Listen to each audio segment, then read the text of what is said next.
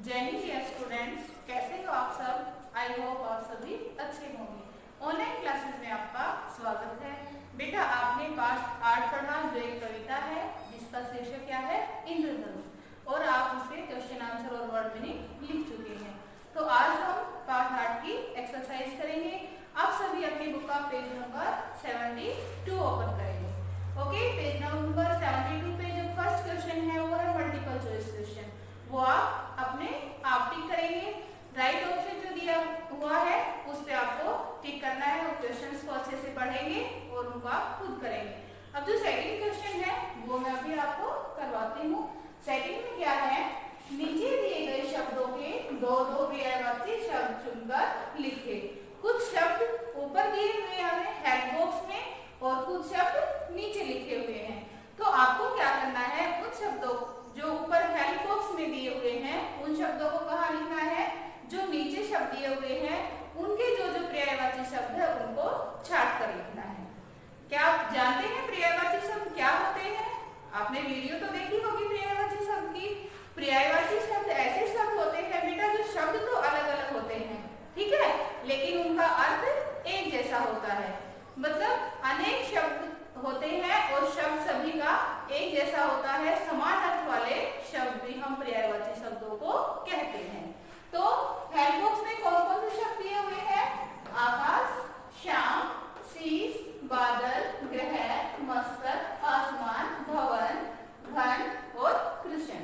ठीक है, ये सारे शब्द दिए हुए हैं। ये किसी शब्द के पर्यायवाची शब्द हैं और आपको छाट कर यहाँ से लिखने हैं। तो पहला हमारा शब्द है सिर। पहला हमारा शब्द क्या है? सिर। तो सिर शब्द का पर्यायवाची शब्द क्या होगा? शीश और मस्तक। ठीक है, सिर को हम शीश भी कह सकते हैं और मस्तक भी कह सकते हैं। तो सिर का पर्यायवाची क्या हुआ? शीश और मस्तक। शीश यहाँ लिखा हुआ है और मस्तक, तो ये दोनों किसके पर्यायवाची है? सिर के पर्यायवाची है। अगला है मेघ। मेघ बादल, घन। मेघ को हम बादल भी कह सकते हैं, घन भी कह सकते हैं और जलधर भी कह सकते हैं। ठीक है, तो बादल का मेघ का पर्यायवाची क्या होगा? बादल और घन। अगला शब्द है नभ। नभ को आकाश, आसमान। नभ को आप क्या कहते हो? आकाश भी कहते हो, आसमान भी कह देते हो, अंबर भी कह सकते हैं। तो यहाँ नभ के पर्यायवाची शब्द कौन कौन से हैं? आकाश और अंबर। अगला है घर। घर, गृह, भवन। और घर को आप अल्ले भी बोल सकते हो, लेकिन यहाँ क्या क्या दिया हुआ है? गृह और भवन। अगला हमारा शब्द है काला। काला जो एक रंग है, तो काला का अर्थ क्या है? श्याम और कृष्ण। कृष्ण का अर्थ भी काला होता है और श्याम शब्द का अर्थ भी क्या होता है? काला होता है। तो बेटा ये थे हमारे कुछ शब्द जिनके हमने पर्यायवाची ऊपर से छाट कर उनके सामने लिखने थे। एक बार फटाफट फिर से रिवाइज करते हैं।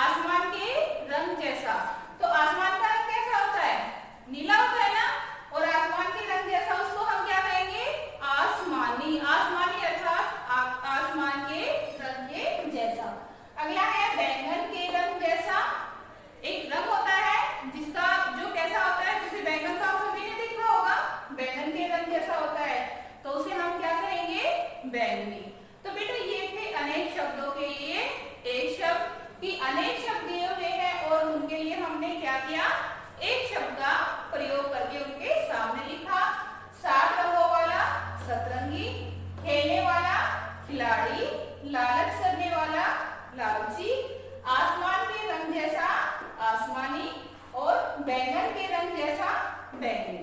ठीक है, तो ये था आपका क्वेश्चन नंबर 3। अब करेंगे क्वेश्चन नंबर 4। क्वेश्चन नंबर 4 में क्या है, दिए गए विशेषण और संज्ञा शब्दों को सही सही मिलाओ। एक तरफ संज्ञा शब्द दिए हुए हैं और एक तरफ विशेषण। ये जो सारे शब्द हैं ये विशेषण शब्द हैं और इधर क्या लिखे हुए, संज्ञा शब्द। जैसा कि आप सभी जानते हैं कि संज्ञा शब्द क्या होते हैं, कोई भी नाम, वो किसी व्यक्ति का भी हो सकता है, किसी वस्तु का भी, किसी स्थान का भी, या फिर किसी भी भाव का। और विशेषण क्या होते हैं, विशेषण शब्द ऐसे शब्द होते हैं जो किसी की अर्थात संज्ञा या सर्वनाम की विशेषता बताते हैं। वो क्या कहलाते हैं, विशेषण कहलाते हैं। तो आपकी बुक में एक तरफ संज्ञा विशेषण शब्द दिए हुए हैं और दूसरी तरफ संज्ञा शब्द दिए हुए हैं। आपको क्या करना है, उनको मिलाना है कि किस संज्ञा शब्द के साथ कौन सा विशेषण शब्द सही लगेगा। अब पहला हमारा शब्द है नीला। तो नीला झंडा, पौधा, कमीज, आकाश और बादल, ये हमारी क्या है, सभी संज्ञा शब्द हैं। तो नीला क्या होता है, आकाश। तो हमने नीला शब्द को किससे मैच किया, आकाश संज्ञा शब्द से। ठीक है, अगला है काला। काले क्या हो सकते हैं, बादल। वैसे तो कमीज भी हो सकता है, लेकिन अब लाल तो बादल नहीं हो सकते, बादल कैसे होंगे, काला बादल। अगला है हरा। यहाँ दिया हुआ झंडा, पौधा, कमीज। तो झंडा भी हो सकता है, लेकिन झंडा तो अब आगे जो शब्द है लाल और तिरंगा। तिरंगा 3 रंगों वाला, 3 रंगों वाला पौधा तो हो नहीं सकता, कमीज भी नहीं हो सकता, तो हरा क्या होगा, पौधा। उसके बाद में लाल कमीज और उसके बाद में तिरंगा झंडा। हमारा झंडा कैसा है, तिरंगा है। हमारे झंडे में कितने रंग हैं, 3 रंग हैं, इसलिए हम उसे क्या कहते हैं, तिरंगा। तो ये विशेषण शब्द थे जिनको हमने किससे मैच कर दिया, संज्ञा शब्दों से। संज्ञा विशेषण शब्द ये सभी इन संज्ञा शब्दों की विशेषता बता रहे हैं। जैसे आकाश की विशेषता क्या है, आकाश कैसा है, नीला। उसके बाद में बादल की विशेषता क्या है, बादल कैसे है, काले, काला बादल। पौधे की विशेषता क्या है, वो कैसा है, हरा। कमीज की विशेषता क्या है, कमीज कैसा है, लाल।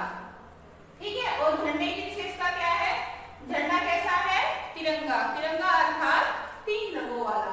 अब आइए अगले शब्द देखें। अगला है गोल, तीखी, बड़ा, चौड़ी और लंबा। ये भी सारे क्या है, विशेषण शब्द है और इधर क्या है, संज्ञा शब्द। तो गोल, इनमें गोल क्या होता है, पेड़ गोल होता है, नहीं, मैदान, सड़क, मिर्च और घड़ी। तो गोल क्या होता है, घड़ी। गोल को किसकी विशेषता है, गोल शब्द घड़ी की। ठीक है, उससे आगे है तीखी। तीखी मतलब चटपटी, क्या होती है, मिर्च। अगला बड़ा, मैदान। जहां आप खेलते हैं उसे क्या कहते हैं, मैदान कहते हैं। तो मैदान की विशेषता क्या है, मैदान कैसा है, बड़ा।